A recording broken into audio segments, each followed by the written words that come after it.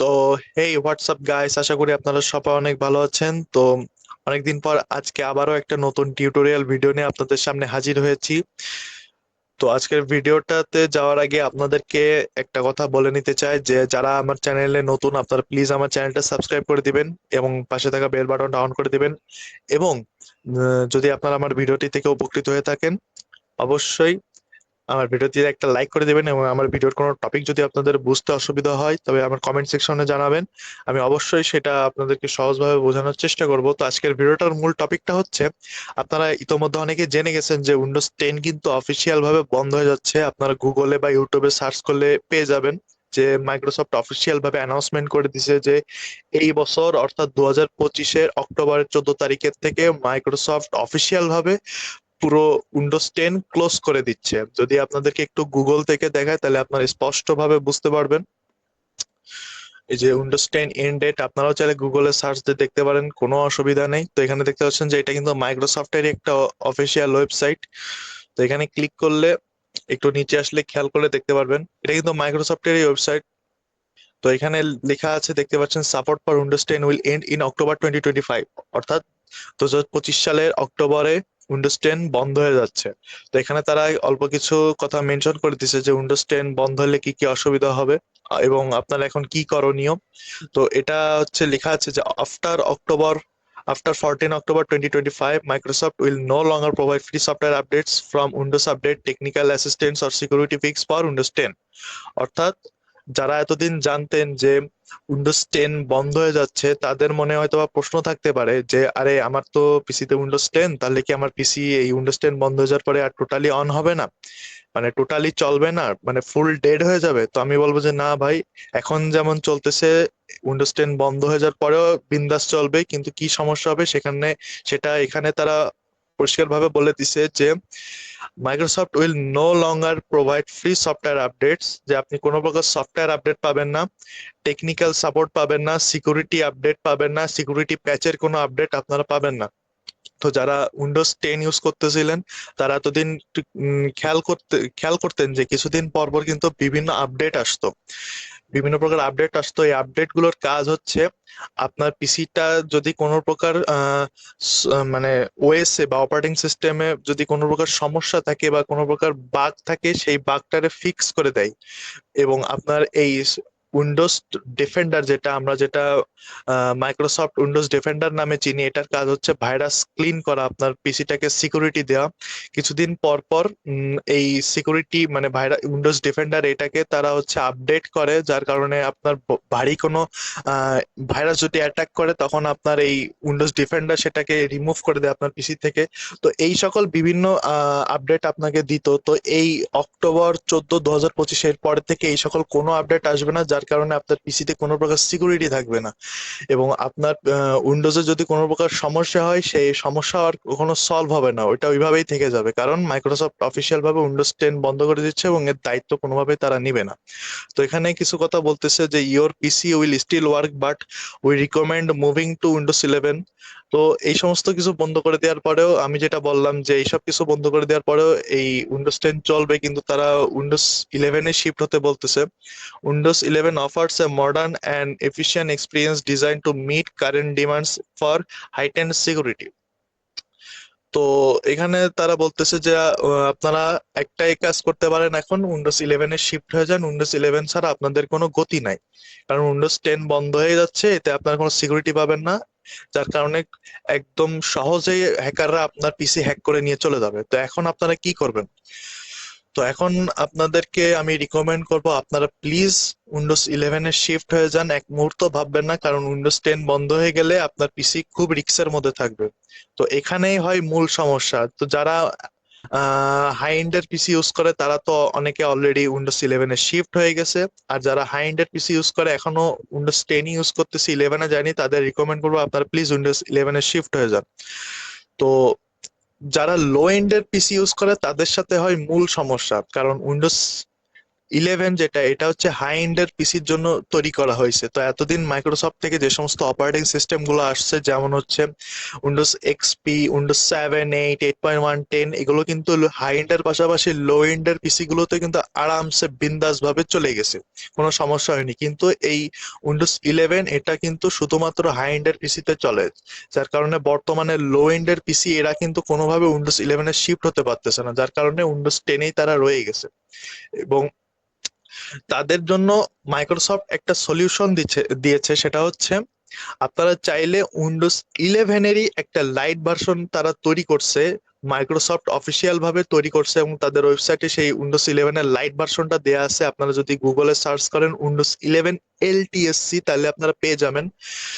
আর যদি চান যে কিভাবে উইন্ডোজ ইলেভেন এলটিএসসি ডাউনলোড করতে হয়, তার একটা ডেডিকেটেড ভিডিও আমার চ্যানেলে দেওয়া আছে, আপনারা আই বাটনে ক্লিক করে দেখে নেবেন যে কিভাবে উইন্ডোজ ইলেভেন এলটিএসসি ডাউনলোড করবেন। তো উইন্ডোজ ইলেভেন এলটিএসসি কারা ইউজ করবেন এটা একটু প্রথমে বলি, যে উইন্ডোজ ইলেভেন এলটিএসসি এলটিএসসি এটা হচ্ছে একটা লাইট অপারেটিং সিস্টেম। যারা মনে করেন যে ছোটখাটো কাজ করেন, যেমন মুভি দেখা, গান শোনা, ভিডিও দেখা, সোশ্যাল মিডিয়া ব্রাউজিং করা, ভাইস সিটির মতো ছোটখাটো গেম খেলা, অফিসিয়াল বেসিক কাজ করে, তারা মনে করেন যে এই উইন্ডোজ ইলেভেন লাইট ভার্সনটা আপনারা চালাতে পারেন। আর যারা মনে করেন যে ভারী গেম খেলে, যেমন GTA 5, RDR 2, পাবজি, ফ্রি ফায়ারের মতো ভারী ভারী গেমগুলো খেলে, তারপর video editing, photo editing, graphics design, বড় কাজগুলো করে, তারা উইন্ডোজ ইলেভেনের লাইট ভার্সনটা মানে এলটিএসসি ভার্সনটা চালায় কোনো প্রকার মজা পাবেন না। কারণ এখানে বুঝতে হবে ভাই, এটা একটা লাইট ভার্সন, এতে বড় বড় ফিচার্স গুলো সব হাইড করে দেওয়া আছে, যার কারণে এটা একটা লাইট ভার্সন হয়ে গেছে।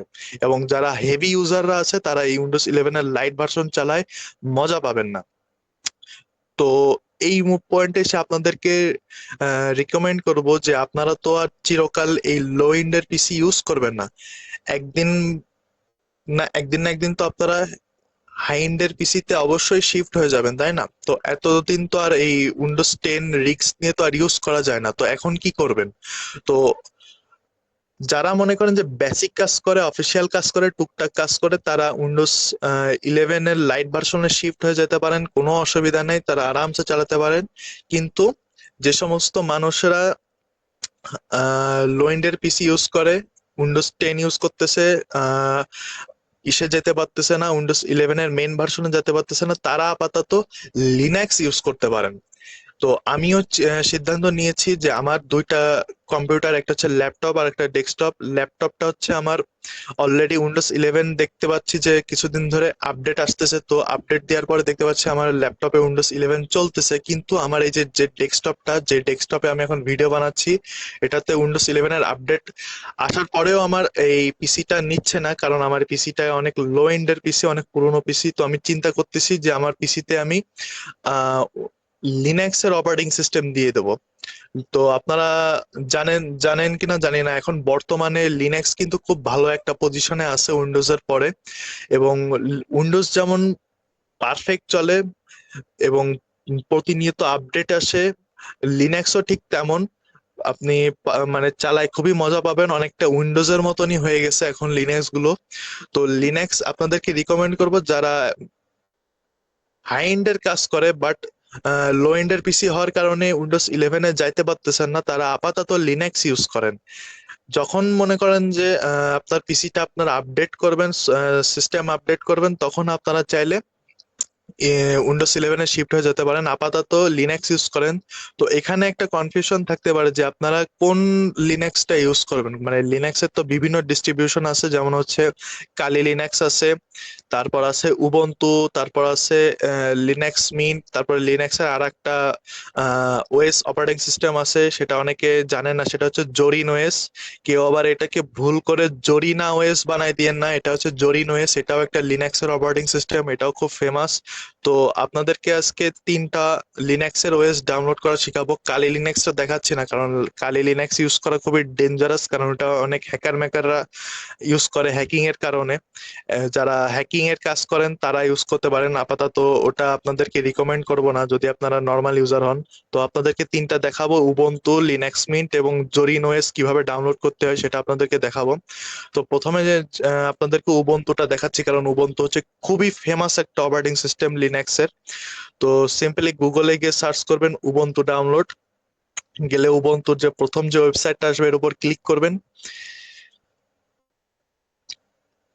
ক্লিক করার পর একটু সময় নেবে।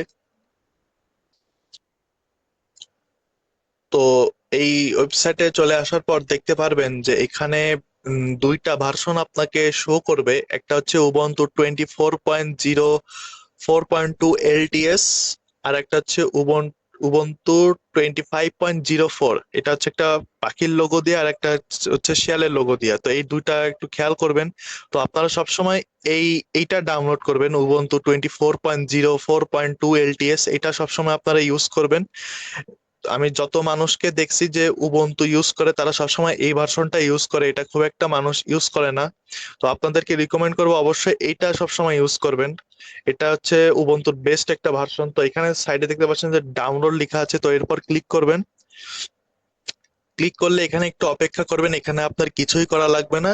তো এখানে ওকে ক্লিক করবেন। ক্লিক করলে দেখতে পাচ্ছেন যে আপনার কিন্তু ডাউনলোডটা শুরু হয়ে গেছে। এটা অলমোস্ট 5.907 জিবি, মানে প্রায় 6 জিবির মতো সাইজ।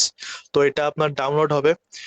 তো এখন দেখাবো লিনাক্স মিন্ট কেমনে ডাউনলোড করতে হয়। তো সিম্পলি আপনারা সার্চ করবেন যে লিনাক্স মিন্ট ডাউনলোড, নর্মালি এটা লিখে সার্চ করবেন।